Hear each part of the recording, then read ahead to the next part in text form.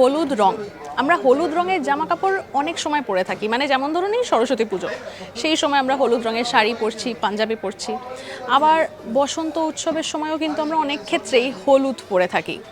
কিন্তু জানেন, এমন একটি জায়গা রয়েছে যেখানে আপনি যদি হলুদ পরেন তাহলে সেটা কিন্তু খুব একটা ভালো হবে না। এবার কেন ভালো হবে না সেটা বলি। কারণ এই জায়গাতে 2016 সালে জনগণ বিক্ষোভ করেছিলেন হলুদ জামা পরেই। তাদের দাবি ছিল তৎকালীন যিনি প্রধানমন্ত্রী তাকে ইস্তফা দিতে হবে। সেই কারণে তারা হলুদ জামা পরে তারা প্রোটেস্ট দেখিয়েছিলেন বা বিক্ষোভ দেখিয়েছিলেন। এটি কোথায় হয়েছিল? এটা কুয়ালালামপুরে হয়েছিল।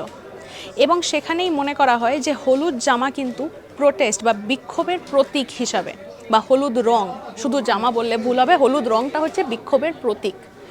এবং সেইখানে মানে মালয়েশিয়াতে আপনি যদি হলুদ রং পরেন তাহলে কিন্তু আমরা যেরকম আনন্দ করি হলুদ মানে সরস্বতী পুজোর সময় বা বসন্ত উৎসবে, সেটা কিন্তু ওইখানে একদমই নয়। উল্টে সেখানে কিন্তু বিক্ষোভ বোঝাচ্ছে হলুদ রংটি। এইরকম নানা ফ্যাক্টস রয়েছে আপনাদের জন্য। লাইক, শেয়ার, সাবস্ক্রাইব করুন। আমরা কিন্তু রয়েছি হোয়াটসঅ্যাপেও, তাই ফলো করতে ভুলবেন না। আর সঙ্গে রাখুন আজ তাক বাংলাকে।